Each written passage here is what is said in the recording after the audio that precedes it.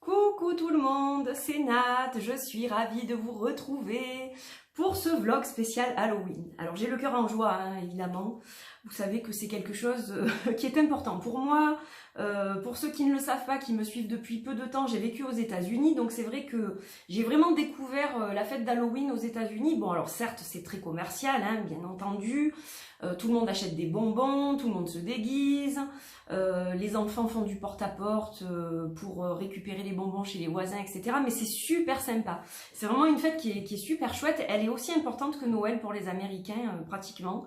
C'est une grosse fête, un peu comme Thanksgiving aussi. Ce sont des fêtes qui sont très importantes aux États-Unis. Tout le monde creuse ses citrouilles. Moi, c'est vrai que je ne le fais pas forcément, ça, par contre. En France, j'ai du mal. En fait, quand j'étais aux États-Unis, je le faisais.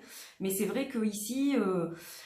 là où j'habite, Halloween n'est pas vraiment célébré, donc voilà, je le fais pour ma fille et moi, on le fait en principe, on le célèbre comme il faut, mais c'est vrai que je fais pas toujours les décos, etc. J'ai toujours ma déco que j'avais ramenée des États-Unis. Je suis nostalgique un peu. Voilà, donc je sais pas, peut-être que cette année on va essayer de la faire la citrouille, si j'ai un peu de temps, parce que le problème c'est ça aussi, c'est le manque de temps. Donc voilà, comme je travaille toute la semaine, ça va être un peu compliqué, j'ai pas du tout de vacances, donc voilà, ma fille est en vacances mais pas moi. Donc on verra ce qu'on fait, mais dans tous les cas on va le célébrer, ça c'est sûr. C'est aussi évidemment pour les sorcières, les sorciers, la fête de Samhain, ou Samhain, ça dépend comment vous le prononcez. Donc voilà, une fête très importante. Le 31 octobre, c'est un peu la veille du jour de l'an, hein, c'est la fin de l'année pour les sorcières et les sorciers. C'est l'heure du bilan, c'est l'heure de voir un peu eh bien, tout ce qui a été fait cette année, et puis quel projet on va avoir pour l'année suivante, etc. Donc en calendrier sorcier, le nouvel an en fait c'est le 1er novembre. Voilà, donc c'est une nouvelle année, donc on sent quand même qu'il va y avoir une fin de cycle. En plus de ça, on a une pleine lune bleue le 31 octobre, alors ça c'est fabuleux parce que ça va être tellement puissant. Bon, alors évidemment, on est soumis au couvre-feu, donc les célébrations pourront pas être non plus dingues, mais bon, ça n'empêche pas que ça va être très puissant au niveau des énergies. Et d'ailleurs, je vais revenir vous faire les énergies lunaires très très rapidement pour que vous ayez le temps de l'écouter avant le 31 octobre.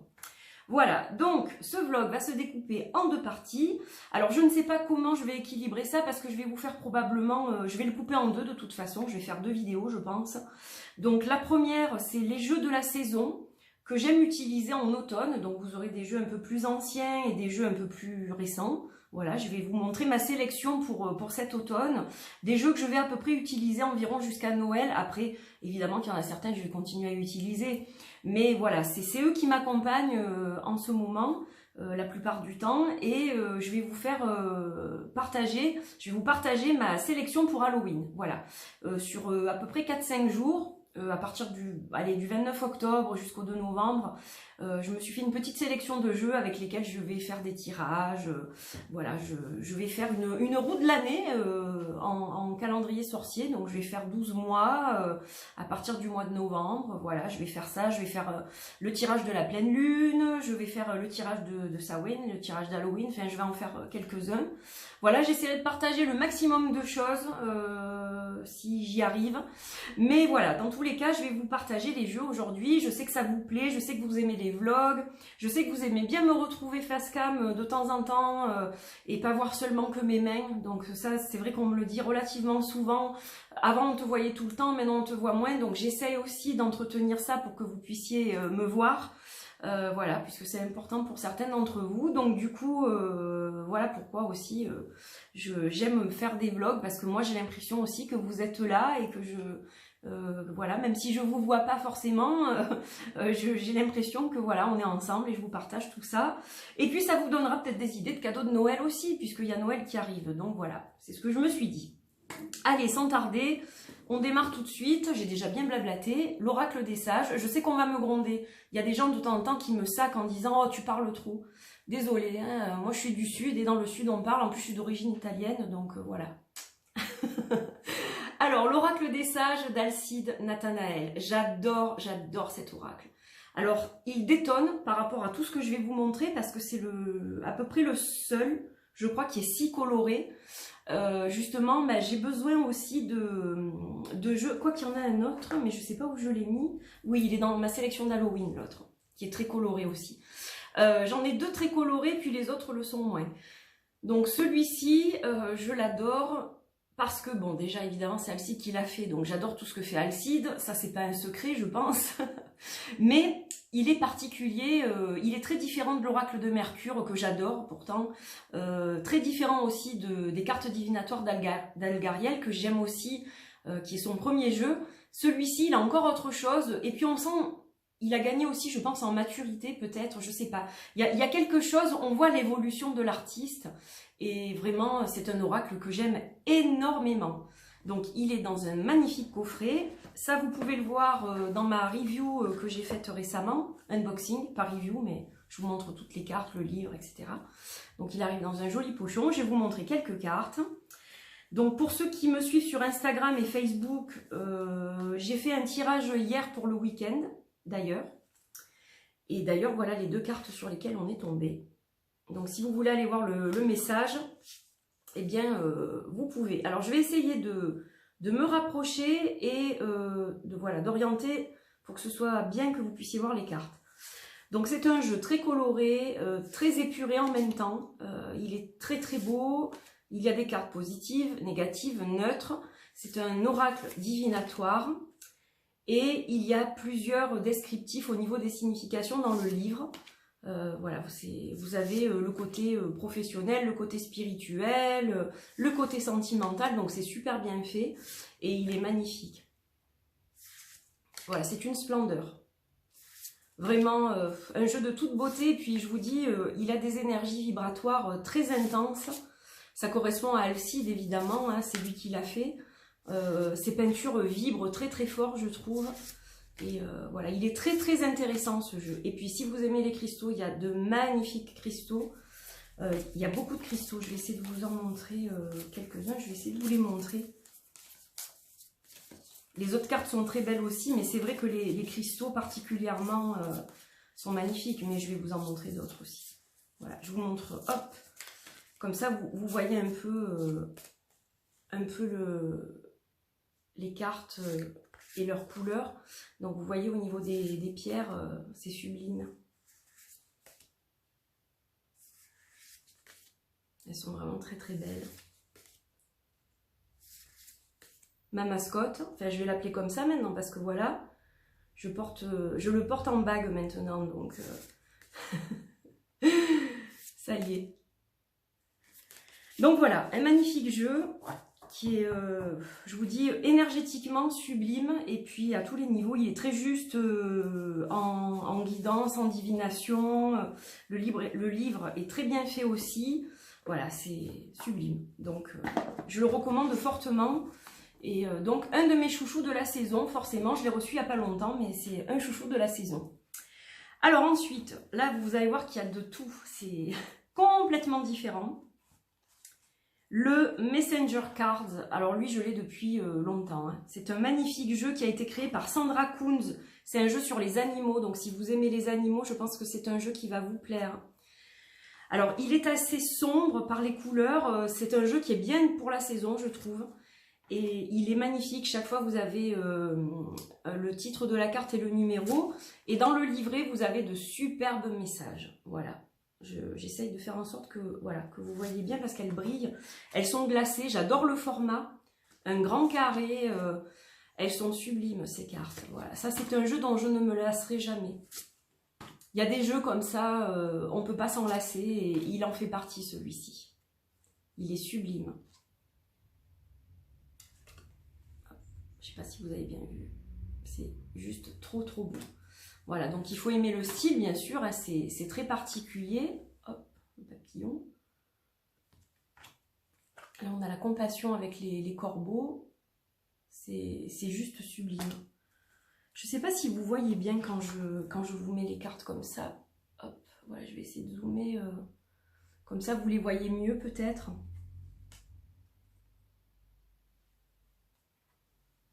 Voilà, de toute beauté. Vraiment très, très beau. Et le dos est magnifique aussi, un corbeau blanc. Voilà, donc ça, ce sont les Messenger Cards. Ensuite, alors il y a de tout, il y a des oracles, il y a des tarots. Je ne crois pas qu'il y ait de Lenormand. Si, il y a un Lenormand. Je dis des bêtises. Je me disais, tiens, c'est bizarre, j'ai même pas pris un Lenormand. Si, il y en a un quand même. Au moins, quoi. Alors ensuite, là, c'est le Tarot of the She. Avec son pochon. Donc, magnifique, magnifique tarot, sublime. Le dos est splendide. Ça, c'est un des tarots que j'affectionne vraiment beaucoup. Alors, c'est un tarot mass market. Hein, je ne sais plus qui l'a publié. C'est Schiffer, je crois. Schiffer Publishing.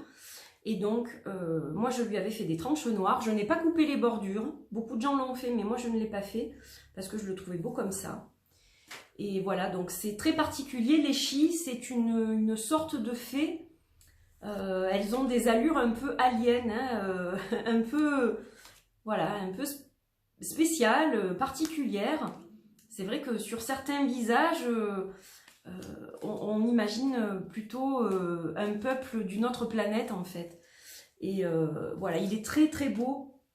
Au niveau des couleurs, je trouve il vibre beaucoup dans l'automne, celui-ci. Il a quelque chose de très très particulier ce tarot. Et voilà, je suis très heureuse de le ressortir pour cette période. Il me fait du bien, je sais pas, il y a quelque chose, il y a de très très belles énergies là encore. C'est un tarot qui, au niveau vibratoire, a de très belles énergies. Voilà, Tarot of the She. Si vous ne le connaissez pas, je pense que c'est un tarot qui se trouve encore, ça. Alors je sais qu'il y a quelques jeux qui ne se trouvent plus, donc je vais essayer de vous le dire au fur et à mesure de la vidéo. Alors, ensuite, celui-là, on ne le trouve plus, ça je peux vous le dire, j'en suis certaine. C'est le Tarot du Royaume Caché de Julia Jeffrey et Barbara Moore. Voilà, pour l'instant, il n'est plus édité, du moins en français, on ne le trouve plus, ça c'est sûr. Je ne sais pas du tout si on le trouve en anglais, moi je l'ai en français. Donc c'est un gros coffret. Ça a été publié chez Ada. Hop. Et donc c'est un très beau jeu, donc déjà le livre est super. C'est un livre qui est magnifique. Vous avez chaque fois l'illustration pleine page comme ça. Très beau livre, très bien écrit. Voilà, c'est vraiment un beau tarot. Ça, c'est le dos. Donc, ce sont des cartes mates. La qualité est bonne. Elles sont suffisamment rigides. Donc, voilà, moi, je suis très satisfaite de cette édition-là. Et donc, voilà, ce sont des fées. Et c'est le type de jeu de fées qui m'attire. J'en ai pas énormément, mais c'est vrai que je suis très difficile pour les jeux sur le petit peuple, sur les fées, les choses comme ça.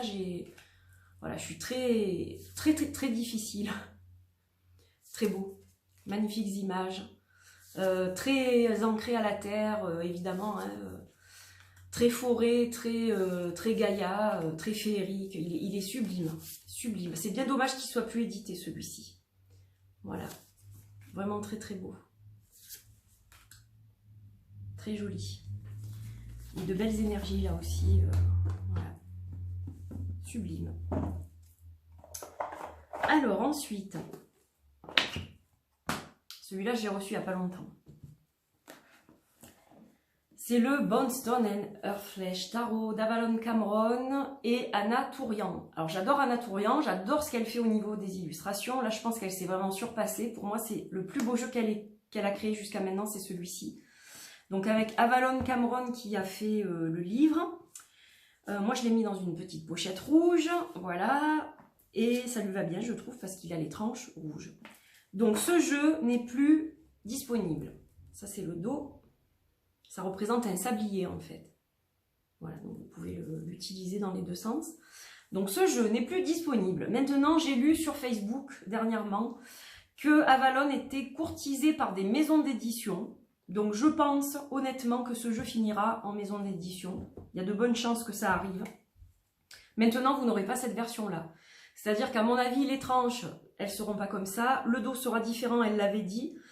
Que si elle le rééditait un jour, soit auto-publié, soit en maison d'édition, il y aurait des changements. Donc il y aura certainement des cartes qui vont changer, le livre sera peut-être différent, le coffret de toute façon sera différent. Donc vous n'aurez pas ce que je vous présente aujourd'hui. Il y aura des choses différentes. Mais ce sera une autre version de ce magnifique tarot, donc je ne regrette pas du tout de l'avoir financé il y a 3 ans. Ça fait longtemps, je l'ai attendu longtemps, mais je ne regrette pas du tout parce que il est splendide. Et je vais vous dire que jusqu'au dernier moment, comme c'est un jeu qui a beaucoup pris de temps dans sa conception, bon, la créatrice Avalon a eu des soucis de tout type, de santé, de famille, etc. Donc c'est un jeu qui a pris beaucoup de temps à être conçu au niveau du livre et du packaging, etc. Et en fait, je me suis demandé si ce jeu, j'allais l'ouvrir quand j'allais le recevoir et si j'allais le garder, parce que je me suis dit, ça fait tellement longtemps, tu as tellement changé, tu as tellement évolué spirituellement, dans ta pratique, dans ton environnement. Voilà, les personnes qui gravitent autour de moi aujourd'hui ne sont plus forcément les mêmes qu'il y a 3 ans, c'est même sûr, ce ne sont pas les mêmes. Donc du coup, je me suis dit que peut-être il ne me correspondrait pas, et en fait, non, pas du tout. C'est un jeu que j'adore et je l'utilise en consultation beaucoup. Il est très parlant, voilà, je l'adore. Vraiment sublime.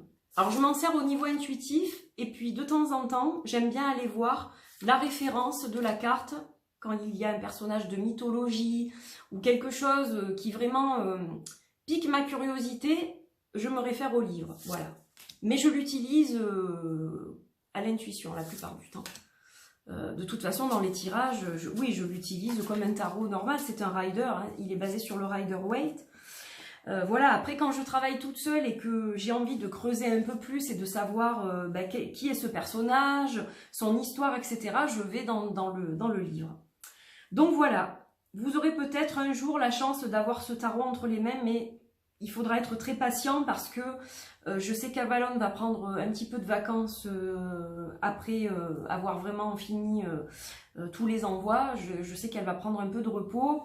Et le temps que ça se concrétise en maison d'édition, honnêtement, s'il voit le jour, ça ne sera pas avant 2 ans ou 3 ans maintenant. Donc voilà, parce que le temps que ça se fasse, qu'il y ait les changements de fait validés et que le projet soit lancé, qu'il y ait une date, etc., ça sera long comme processus. Mais voilà, peut-être qu'un jour, vous aurez aussi la chance, pour ceux qui le souhaitent, de l'avoir.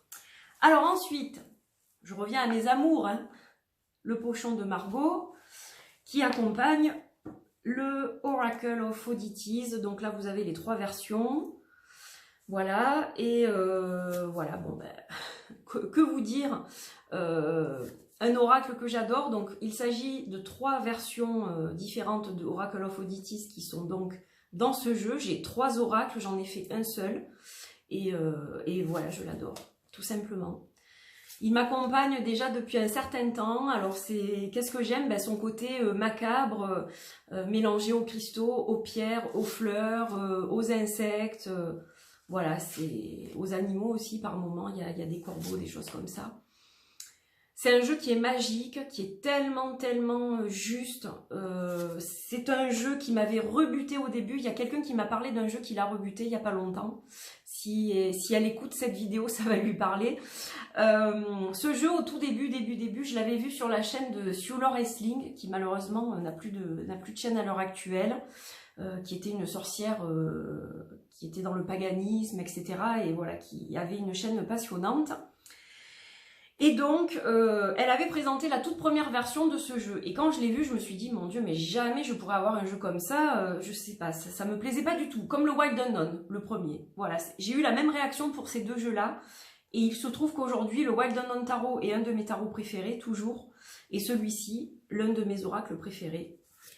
Voilà. Donc, comme quoi, quand j'ai regretté beaucoup d'avoir raté la première édition. Et puis finalement, bon, ben, j'ai acheté la 2e et la 3e quand même. Et un jour, elle a réédité la première pour aider une association qui récoltait des fonds pour les femmes suite à des intempéries qui avaient dévasté certains pays. Et donc du coup, j'ai soutenu ce jeu en même temps, donc j'ai soutenu l'association en question. Ça m'a donné l'opportunité d'avoir la première édition, qui avait été un peu différente, je crois qu'elle était un petit peu différente, mais voilà, le truc c'est que maintenant, ça me fait quand même un jeu de 90 cartes à peu près, donc voilà, et il est juste sublime, le pouvoir. Il m'envoûte ce jeu, il m'envoûte, je l'adore, voilà.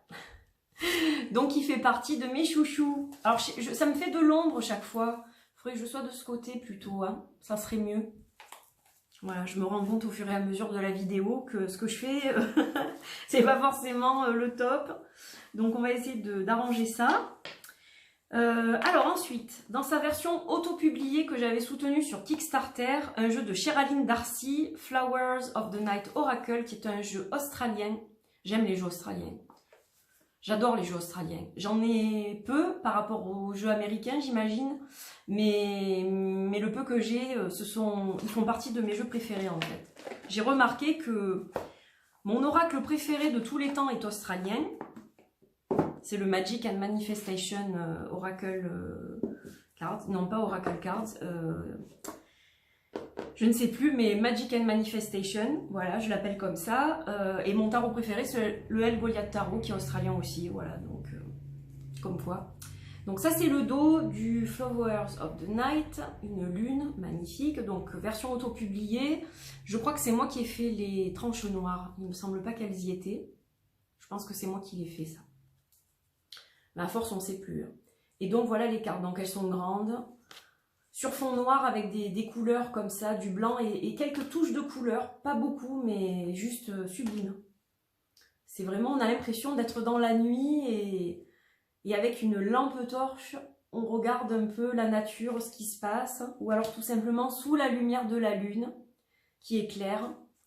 Voilà, donc un jeu sublime. Alors, aujourd'hui, il existe en maison d'édition, en anglais, en français. Je sais qu'il a été traduit. Donc c'est un jeu que vous pouvez trouver en français. Voilà, moi je l'ai en anglais, uniquement. Mais c'est le même. Très beau, donc dans la version auto-publiée, les cartes sont de très bonne qualité. Elles sont glacées légèrement, mais juste ce qu'il faut. Voilà, c'est un super carton, il est sublime. Sublimissime! Et je me dis 22 minutes, on est mal. Il sera en 3 parties ce vlog, je crois. Je parle trop. Vous avez absolument raison, je parle trop. Le Modern Witch. Modern Witch, tarot deck. Créé par Lisa Sterle.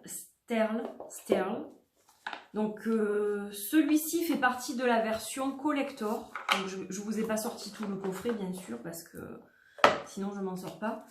Mais là, c'est donc une version qui ne se trouve plus. Aujourd'hui, vous pouvez trouver seulement le jeu, sans les bordures dorées, je crois. Je ne suis pas sûre que dans la version normale, il y ait les bordures dorées. Donc voilà, c'est un jeu Rider-Waite, féminisé et sorciérisé. Donc il est super sympa et modernisé en plus. Donc il a les trois. Plus féminin, il n'y a que des filles. Sorcières, hein, c'est sur le thème des sorcières, donc c'est un rider vraiment pur et simple, mais transformé pour qu'il s'adapte aux sorcières modernes. Très joli.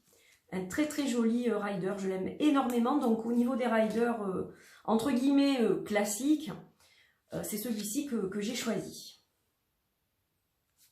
Voilà.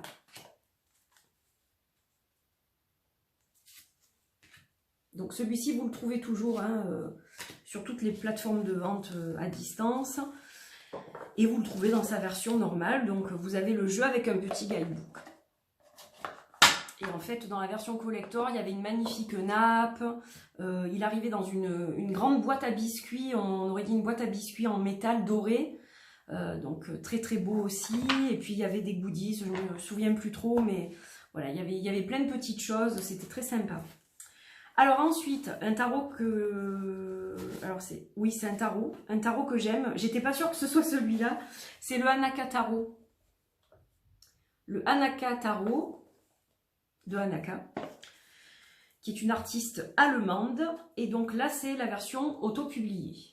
Voilà, donc ça c'est le dos. Alors la différence, je ne saurais pas vraiment vous la dire, entre la version auto-publiée et la version normale. Moi je sais que voilà, j'ai souhaité soutenir l'artiste directement, donc j'ai soutenu son Lenormand et son tarot en version auto-publiée. Donc les cartes sont de très bonne qualité, elles sont pas très grandes et c'est un tarot qui est très beau. Donc assez sombre, au niveau des couleurs, je trouve qu'il est parfait pour la saison aussi.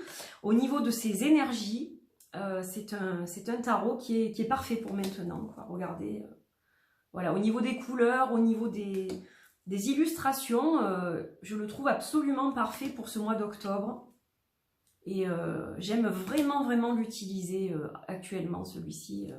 Voilà, je l'ai retrouvé, je l'ai ressorti, ça faisait très longtemps que je ne travaillais pas avec et ça m'a fait un plaisir immense de me reconnecter avec ce magnifique tarot. Voilà, il est très très beau, très spécial aussi.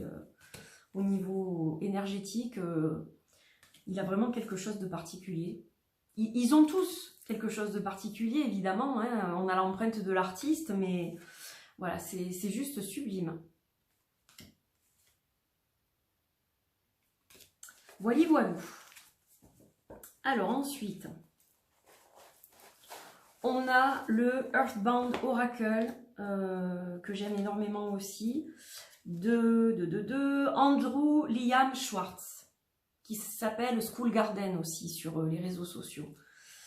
Donc c'est un petit oracle, il a fait aussi un tarot, et il a fait un Lenormand, et il a fait encore un autre oracle que je n'ai pas, c'est le seul que je n'ai pas, son dernier oracle, mais il m'a tiré beaucoup moins, donc voilà, je me laisse porter par mes envies, je ne vais pas acheter non plus tout et n'importe quoi.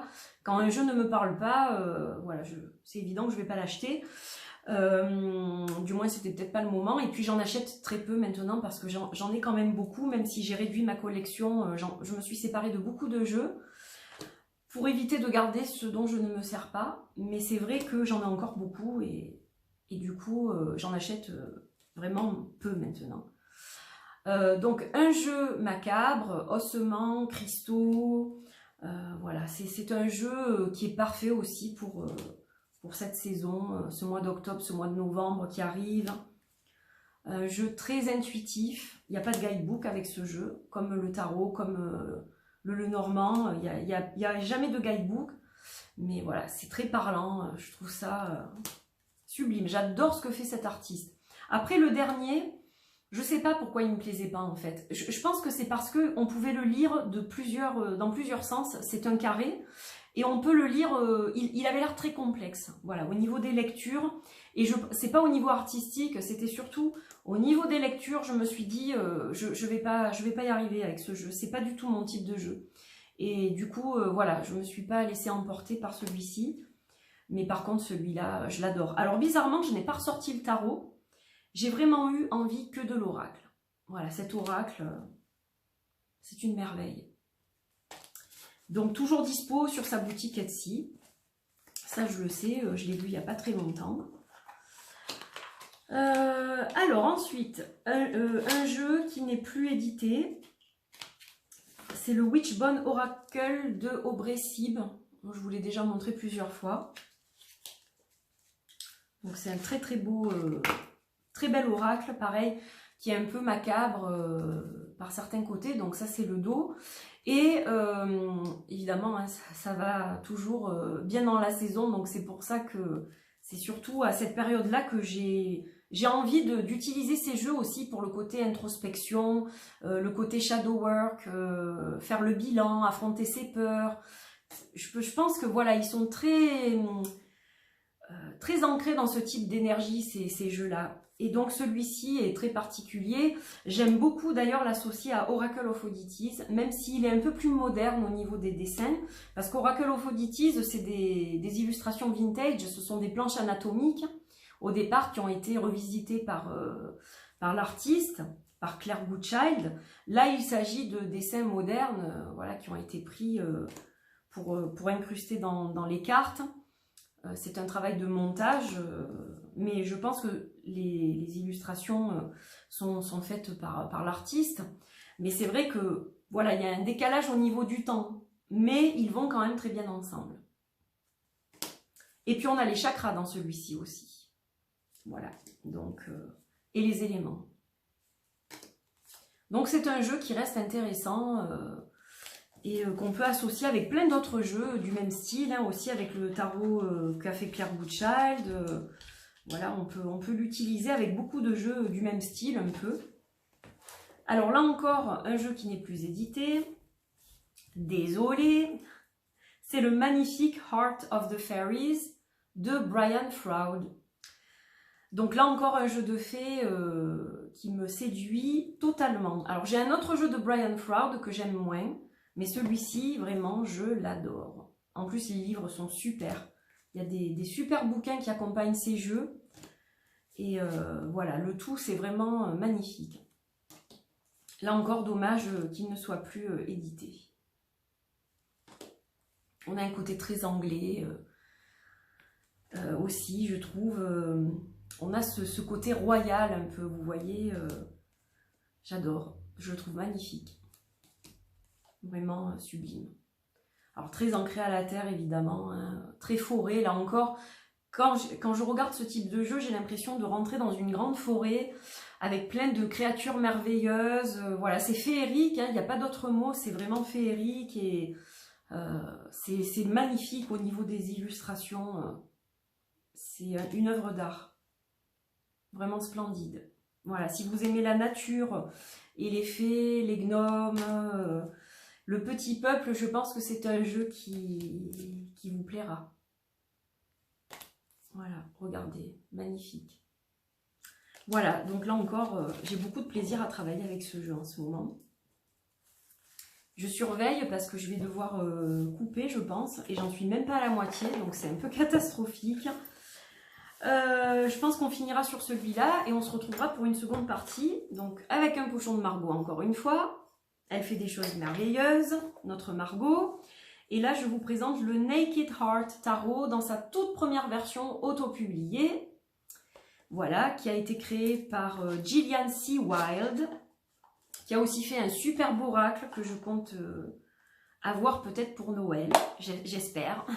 Donc voilà, certains ont une boîte noire.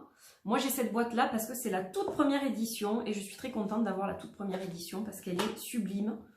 Je ne sais pas à quoi ressemble la deuxième, à vrai dire, je ne l'ai pas, donc je ne sais pas. Mais j'aime beaucoup la première. Donc les cartes sont glacées, on a les tranches noires, donc j'adore.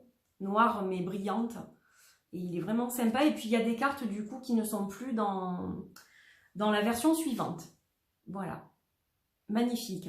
Alors là, on a quand même quelques couleurs aussi. C'est un jeu qui est très épuré au niveau du fond des cartes. C'est un jeu basé sur les animaux. Il n'y a pratiquement pas de représentation humaine. Il y a peut-être 2 silhouettes et un cœur comme ça. Le Naked Heart. Mais sinon, c'est un jeu qui est vraiment basé sur les animaux et qui est magnifique. Voilà, je pense qu'avant le El Goliath, c'était un de mes tarots sur les animaux préférés. C'était peut-être mon préféré d'ailleurs, je crois. Après, bon ben... voilà, vous savez ce que j'en pense, mais ça reste quand même un de mes tarots préférés sur les animaux de toute façon. Et puis j'aime bien ces 2 cartes, elles sont fun. Elles n'y sont plus aujourd'hui. Mais moi je les aime beaucoup ces 2 cartes, voilà. Elles détonnent par rapport au reste du jeu, mais je les trouve très intéressantes et je suis contente d'avoir cette version. Après, la deuxième, je pense qu'elle est très belle aussi. Et il y a eu quelques cartes qui ont été changées, dont celle-ci. Mais je pense que ça doit être sympa aussi. Voili voilou. Donc ça, c'était pour le Naked Heart Tarot de Gillian C. Wilde. Et donc, je vais vous laisser juste le temps de préparer la deuxième partie. Mais voilà, on se retrouve, pour ceux qui ont apprécié cette première partie, eh bien on se retrouve dans la deuxième. Et on finira donc de regarder les jeux de la saison et puis la sélection pour Halloween. Voilà, en espérant que j'ai pas à faire 3 parties. Je vous embrasse et je vous retrouve tout de suite. Bye bye.